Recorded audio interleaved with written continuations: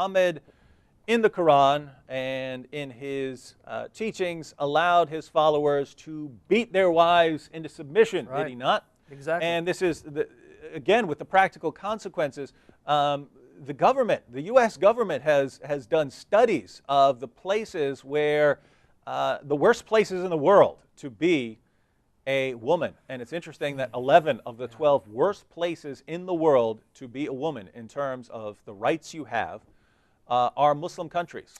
11 of the worst 12 places in the world to be a woman are Muslim majority countries. And is that a coincidence? No, because as we go through these, you see what Islam teaches about women. But the Quran commands Muslims to beat rebellious wives into submission if they don't get in line after you warn them or punish them in other ways. So let me go ahead and read the verse, and then we'll see how this plays out in the hadith. Chapter 4, verse 34 of the Quran says, "Men are in charge of women because Allah hath made the one of them to excel the other." So men are superior to women. "And because they spend of their property for the support of women. So good women are obedient, guarding in secret that which Allah hath guarded.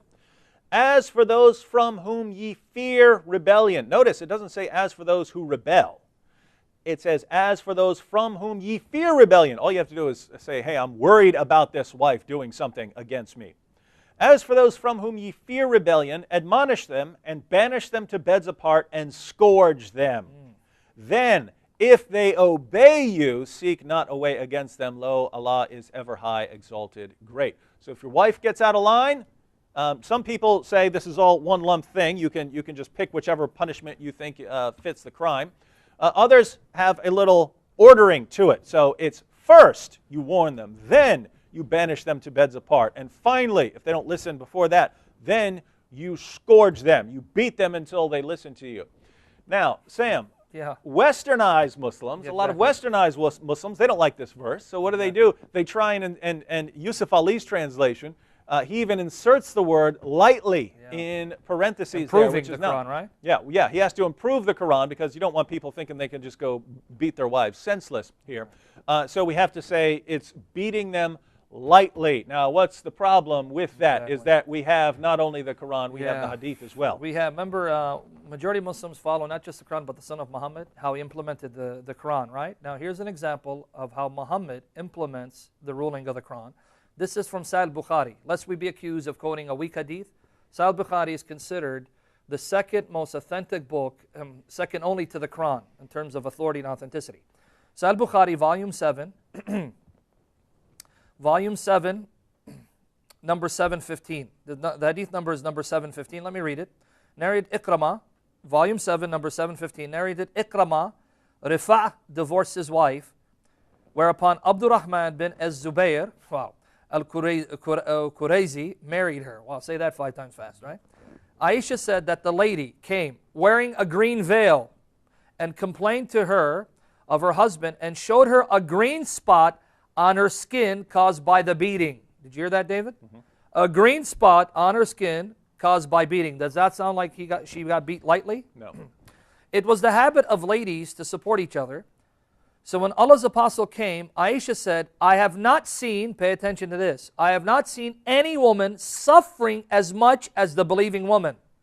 Of all the women out there, Muslim women had it the worst. And the reason this is important is because Western Muslims will tell women how wonderful is women, what a wonderful position it women elevates have in Islam. And this is not just any woman. This is Aisha, the mother of the faithful, you got it, saying that Muslim women were treated worse by their Muslim husbands under the leadership of Muhammad than pagan women were being treated. Precisely. Exactly. And you very different from what we hear here. And you can't say this is just any Joe Schmo. She's considered one of the greatest Muslim scholars that ever lived. In fact, they say one of the reasons why Muhammad married her at such a young age is so that she could acquire this wealth of information that proved beneficial to later generations. So you can't just poo-poo this tradition. Now look what she says. Look, her skin is greener than her clothes. Remember she had worn a green veil? Her skin is greener than her clothes. When Abdurrahman heard that his wife had gone to the Prophet, he came with his 2 sons from another wife. She said, by Allah, I have done no wrong to him, but he is impotent and he's useless to me as this, holding and showing the fringe of her garment. He beats her because she accuses him of being impotent. Now, maybe what the husband did is wrong. Maybe Muhammad rebuked him. So let's see what Muhammad does. Abdurrahman said, by Allah, O Allah's apostle, she has told a lie. I am very strong and can satisfy her, but she's disobedient. Remember what that hadith says? If you fear rebellion on their part, you can then admonish them or banish them to another bed or beat them. And she wants to go back to Rifa, her former husband. Allah's apostle said to her, if that is your intention, then know that it is unlawful for you to remarry Rifa unless Abdurrahman has had sexual intercourse with you. Then the Prophet saw the two boys of Abdurrahman, right? And then he says this to her, to him, are these your sons? I'm sorry. On that, Abdurrahman said, yes. The Prophet said, you claim what you claim, that he's impotent, but by Allah, these boys resemble him as a crow resembles a crow. Did you catch what he did?